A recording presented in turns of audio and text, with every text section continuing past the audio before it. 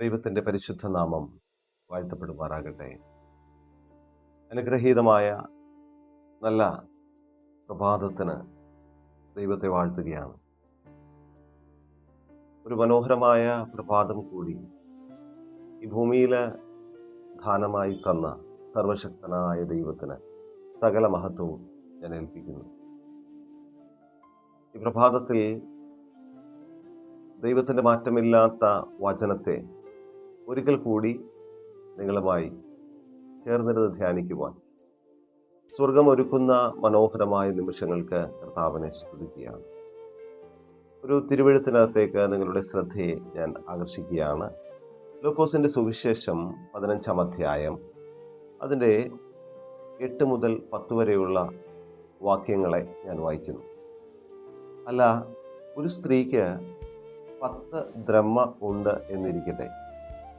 ഒരു ദ്രഹ്മ കാണാതെ പോയാൽ അവൾ വിളക്ക് കത്തിച്ച് വീട് അടിച്ചുവാരി അത് കണ്ടു കിട്ടും വരെ സൂക്ഷ്മതയോടെ അന്വേഷിക്കാതിരിക്കുമോ? കണ്ടുകിട്ടിയാൽ സ്നേഹിതന്മാരെയും അയൽക്കാരത്തികളെയും വിളിച്ചുകൂട്ടി കാണാതെ പോയ ദ്രഹ്മ കണ്ടു കിട്ടിയത് കൊണ്ട് എന്നോടുകൂടെ സന്തോഷിപ്പിൻ എന്ന് പറയും. അങ്ങനെ തന്നെ മാനസാന്തരപ്പെടുന്ന ഒരു പാപിയെക്കുറിച്ച് ദൈവദൂതന്മാരുടെ മധ്യേ സന്തോഷം ഉണ്ടാകും എന്ന് ഞാൻ നിങ്ങളോട് പറയുന്നു. ദൈവത്തിൻ്റെ നാമം മഹത്വപ്പെടുമാറാകട്ടെ. വാഴ്ത്തപ്പെട്ട കർത്താവ് ഈ ഉപമ പറയാനുള്ള സാഹചര്യം പാപികളെയും ചുങ്കക്കാരെയും സ്വീകരിക്കുന്നതിനെക്കുറിച്ചും അവരോട് ചേർന്നിരിക്കുന്നതിനെക്കുറിച്ചും പരീശയന്മാർ പരാതിപ്പെടുന്ന സാഹചര്യത്തിലാണ് എൻ്റെ കർത്താവ് ഈ ഉപമയെ പറയുന്നത്. ഈ ഒരു സാഹചര്യത്തിന് മറുപടിയായി കർത്താവ് 3 ഉപമകൾ പറയുന്നു. ഒന്നാമത്തെ ഉപമ കാണാതെ പോയ ആടിൻ്റെയാണ്. രണ്ടാമത്തെ ഉപമയാണ് കാണാതെ പോയ ദ്രഹ്മയുടേത്. മൂന്നാമത്തേത് കാണാതെ പോകുന്ന മകനെ കുറിച്ചാണ്. ഇങ്ങനെ വ്യത്യസ്തങ്ങളായ 3 ഉപമകൾ വാഴ്ത്തപ്പെട്ട കർത്താവ് ഈ അധ്യായത്തിൽ പറയുന്നുണ്ട്. ഇന്ന് പ്രഭാതത്തിൽ നമ്മൾ അതിൽ നിന്ന് ചിന്തിക്കുന്ന വചനം കാണാതെ പോയ ദ്രഹ്മയെക്കുറിച്ചാണ്. ദൈവത്തിൻ്റെ നാമം മഹത്വപ്പെടുമാറാകട്ടെ. ഈ ദ്രഹ്മയുടെ വില, ഇതിനെക്കുറിച്ച് ആദ്യമേ നമുക്ക് ചിന്തിക്കാം. ഈ ഉപമയിൽ നമ്മൾ കാണുന്നത് ഒരു സ്ത്രീക്ക് 10 ദ്രഹ്മ ഉണ്ട് എന്നിരിക്കട്ടെ.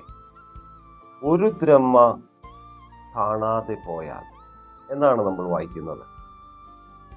ദ്രഹ്മ എന്ന് പറയുന്നത് ഒരു വെള്ളി നാണയമാണ്. 10 ദ്രഹ്മകൾ ആ സ്ത്രീക്കുണ്ട്. ആ 10 ദ്രഹ്മകളും ആ സ്ത്രീയെ സംബന്ധിച്ച് വളരെ വിലപ്പെട്ടതാണ്. ശ്രദ്ധിച്ചേ, 10 ഉണ്ടെങ്കിലും 1 നഷ്ടപ്പെട്ടപ്പോൾ അവൾ സംതൃപ്തയായില്ല. ദൈവത്തിൻ്റെ നാമം മഹത്വപ്പെടുമാറാകട്ടെ. അപ്പോൾ 1 നഷ്ടപ്പെട്ടപ്പോൾ അവൾ സംതൃപ്തയായില്ല. കാരണം എന്താണ്? ഓരോ ദ്രഹ്മയെയും ഇവിടെ കർത്താവ് ഉദ്ദേശിക്കുന്നത്, ഉപമിക്കുന്നത് ഓരോ മനുഷ്യനെയും പ്രതിനിധീകരിക്കുന്നു എന്നുള്ളതാണ്. ദൈവത്തിൻ്റെ ദൃഷ്ടിയിൽ ഓരോ വ്യക്തിക്കും വളരെ വാല്യൂ ഉണ്ട്. ഓരോ വ്യക്തിയും വിലപ്പെട്ടതാണ്. വിശ്വസിക്കുന്ന എത്ര പേർ ഇതിനകത്തിരിക്കുന്നു? ലോകം ഒരാളെ വിലകുറിച്ച് കാണാം, എന്നാൽ ദൈവം അങ്ങനെ കാണുന്നില്ല എന്നുള്ളതാണ് വാസ്തവമായ സത്യം. ദൈവത്തിന് ജനക്കൂട്ടമല്ല പ്രാധാന്യം എന്ന് പറയുന്നത്, വ്യക്തിയാണ് പ്രാധാന്യം. ഓരോ വ്യക്തികളും എൻ്റെ ദൈവത്തിന് വളരെ പ്രധാനപ്പെട്ടതാണ്, വളരെ വാല്യുബിളാണ്, വളരെ വിലയേറിയതാണ് എന്നുള്ളതാണ് ഈ സന്ദേശത്തിലൂടെ അല്ലെങ്കിൽ ഈ ഉപമയിലൂടെ എൻ്റെ കർത്താവ് നമ്മളോട് ആദ്യമേ സംസാരിക്കുന്നത്.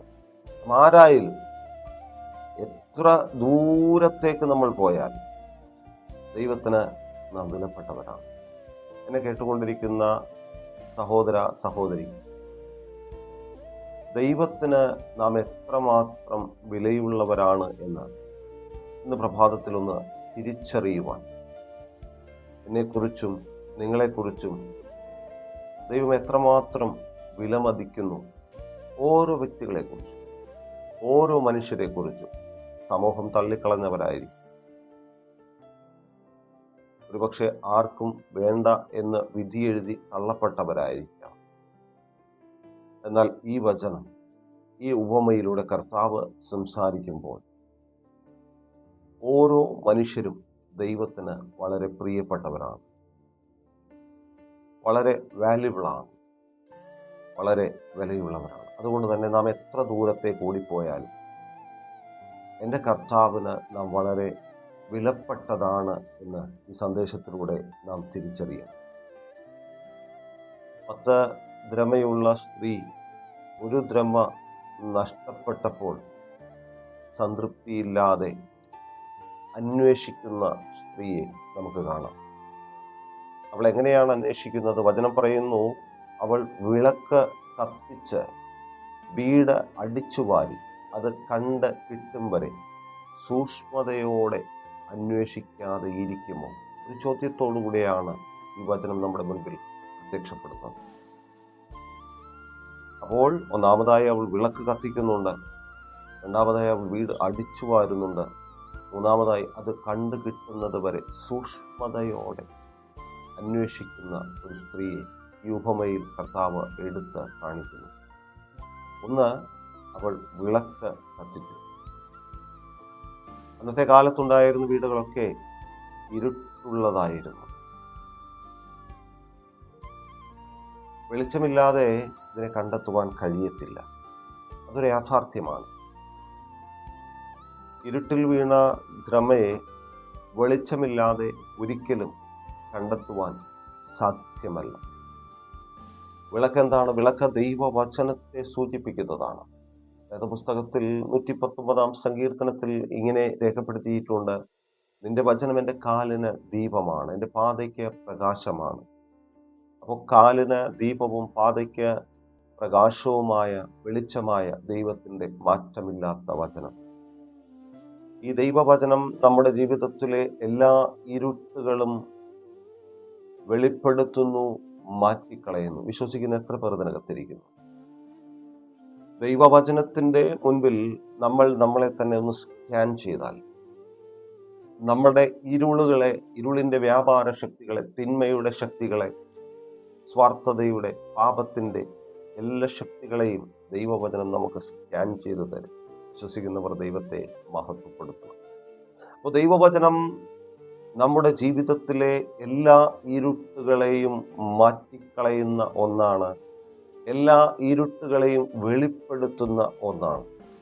അപ്പോൾ വിളക്ക് കത്തിച്ചു വെച്ചാണ് ഈ സ്ത്രീ എന്ത് ചെയ്യുന്നത്? അടിച്ച് വാരുന്നത്.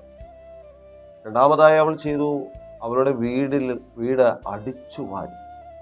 ആ വീടിൻ്റെ മുക്കും മൂലയും എല്ലാം അവൾ ഈ ദ്രഹ്മ കണ്ടെത്തുവോളം അവൾ അടിച്ച് വാരുകയാണ്. അടിച്ചു വാരുമ്പോൾ പൊടിയും മാലിന്യവും അത് നീക്കം ചെയ്യപ്പെടും. ദൈവത്തെ മഹത്വപ്പെടുത്തണം. ഇത് ആത്മീയ പരിശോധനയെ സൂചിപ്പിക്കുന്ന ഒന്നാണ്. ദൈവവചനം നമ്മളിലേക്ക് വരുമ്പോൾ, ദൈവവചനത്തിന് മുൻപിൽ നമ്മളെ തന്നെ ഏൽപ്പിച്ചു കൊടുക്കുമ്പോൾ, നമ്മുടെ ജീവിതത്തിൽ വലിയ ആത്മപരിശോധന നമ്മളുടെ മുൻപിലേക്ക് വരും. ആത്മപരിശോധന നമ്മുടെ ജീവിതത്തിൽ വെളിപ്പെടും. എങ്ങനെയാണ്? നമ്മുടെ പാപം, നമ്മുടെ അഹങ്കാരം, ലോകത്തോടുള്ള നമ്മുടെ സ്നേഹം, അനുസരണക്കേട്, ദൈവത്തോടുള്ള അനുസരണക്കേട് എല്ലാം വെളിപ്പെടുത്തും. ഇവയെല്ലാം അടിച്ചുവാരി തൂത്ത് നീക്കുമ്പോൾ നമുക്ക് ദൈവത്തിൻ്റെ പ്രവൃത്തിയെ വ്യക്തമായി കാണുവാൻ സാധിക്കും.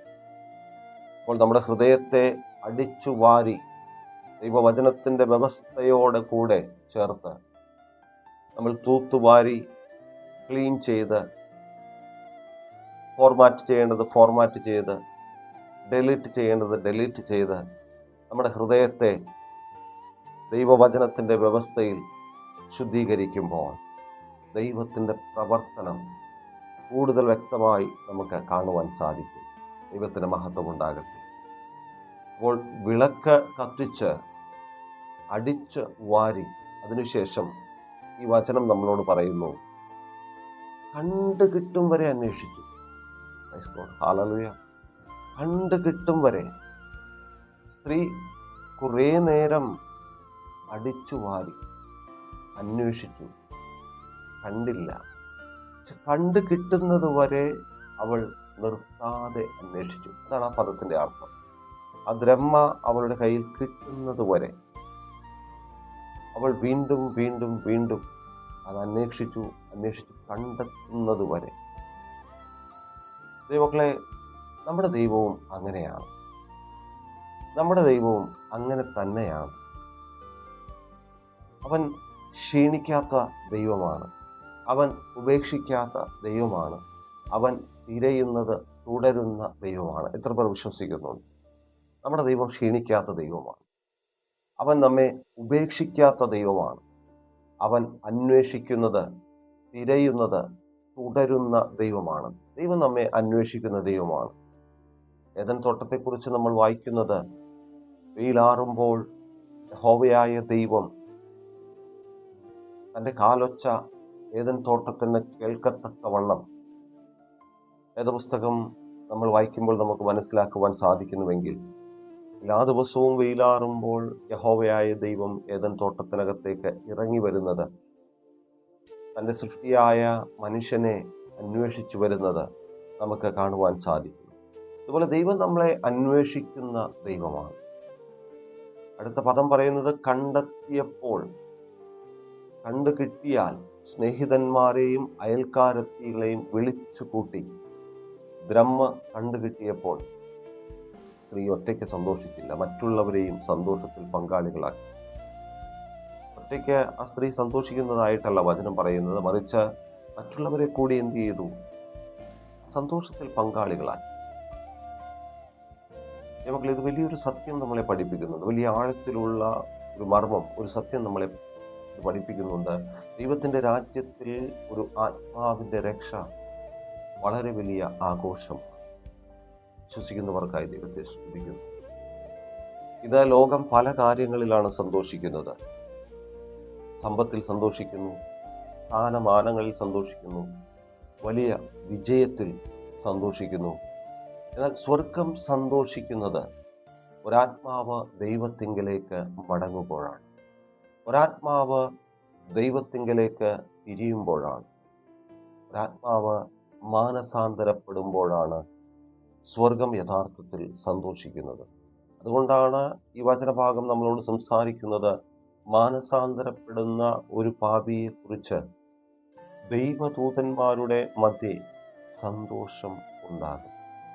ഒരു പാപി തൻ്റെ പാപത്തെ തിരിച്ചറിയുമ്പോൾ, ദൈവത്തിങ്കിലേക്ക് തിരിയുമ്പോൾ, യേശുവിനെ രക്ഷകനായി സ്വീകരിക്കുമ്പോൾ സ്വർഗം സന്തോഷിക്കുന്നു. എത്ര പേർ വിശ്വസിക്കുന്നു? വിശ്വസിക്കുന്നവർ ദൈവത്തെ മഹത്വപ്പെടുത്തി. ഒരു പാപി തൻ്റെ പാപത്തെ തിരിച്ചറിയുമ്പോൾ, ദൈവത്തിങ്കിലേക്ക് തിരിയുമ്പോൾ, യേശുവിനെ സ്വീകരിക്കുമ്പോൾ, യേശുവിനെ രക്ഷകനായി കർത്താവായി സ്വീകരിക്കുമ്പോൾ സ്വർഗം സന്തോഷിച്ചു കൊണ്ടിരിക്കുന്നു. ഇത് നമ്മെ പഠിപ്പിക്കുന്ന വലിയൊരു സത്യം, ദൈവം രക്ഷയിൽ ആനന്ദിക്കുന്നു എന്നുള്ളതാണ്. ഒരു മനുഷ്യൻ രക്ഷിക്കപ്പെടുമ്പോൾ, ദൈവത്തിങ്കിലേക്ക് തിരിയുമ്പോൾ, അവൻ്റെ പാപത്തെ ഉപേക്ഷിക്കുമ്പോൾ, അവൻ മാനസാന്തരപ്പെടുമ്പോൾ ദൈവം ആനന്ദിക്കുന്നു അവൻ്റെ രക്ഷയിൽ എന്നുള്ളതാണ് നമ്മൾക്ക് ഇതിലൂടെ മനസ്സിലാക്കുവാൻ സാധിക്കും. ദൈവം ഒരാളെയും നശിപ്പിക്കുവാൻ ആഗ്രഹിക്കുന്നില്ല. എല്ലാവരും മാനസാന്തരപ്പെടുവാൻ ദീർഘക്ഷമയോടെ ഇരിക്കുന്ന ഒരു പിതാവിൻ്റെ ചിത്രം ധന്യനായ പത്രോസ് തൻ്റെ ലേഖനത്തിൽ വരച്ച് കാണിക്കുന്നുണ്ട്. ദീർഘക്ഷമയോടെ ഇരിക്കുന്നു. എല്ലായിടത്തും എല്ലാവരും മാനസാന്തരപ്പെടണമെന്ന് ആഗ്രഹിച്ചുകൊണ്ട് ദീർഘക്ഷമയോടെ ഇരിക്കുന്ന ഒരു പിതാവിൻ്റെ സ്നേഹത്തെ പത്രോസ് തൻ്റെ ലേഖനങ്ങളിൽ വ്യക്തമായി നമ്മളോട് സംസാരിക്കുന്നുണ്ട്. ഓരോ ആത്മാവിനും വലിയ വിലയുണ്ട് എന്നുള്ളത് ഈ ഉപമയിലൂടെ കർത്താവ് നമ്മുടെ മുൻപിൽ വരച്ച് കാണിച്ചു തരുന്നു.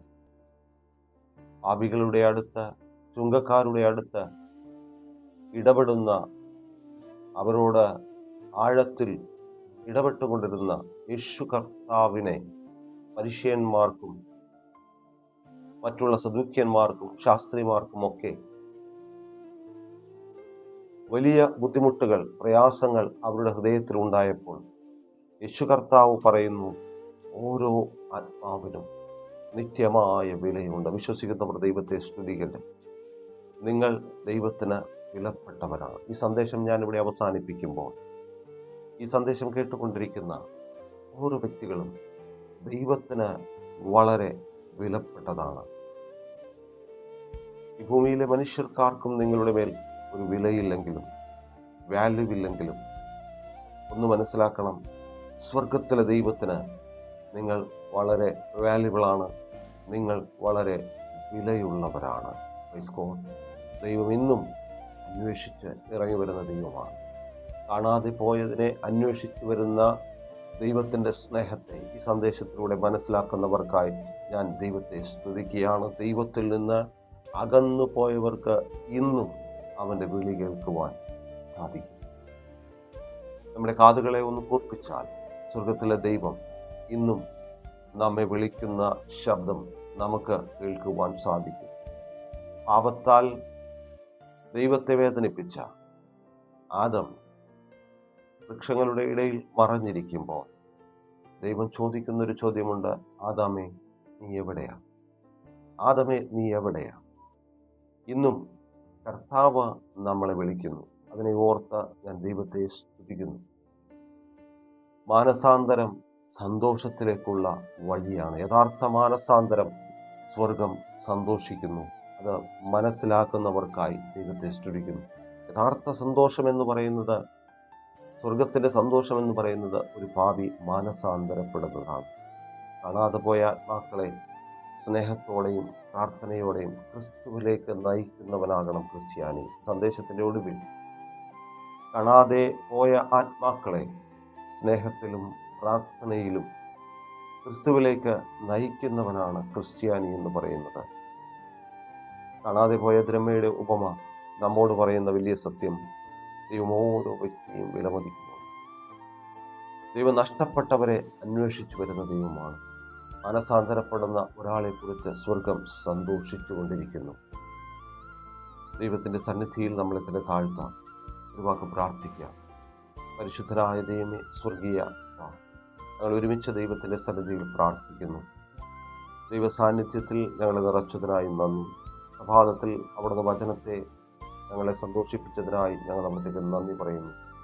കാണാതെ പോയതിനെ അന്വേഷിച്ചു വരുന്ന അപ്പൻ്റെ സാന്നിധ്യം ഈ വചനത്തിനകത്ത് വ്യാപരിച്ചതിനായി ദൈവം ഞങ്ങൾ അവിടത്തേക്ക് നന്ദി പറയുന്നു.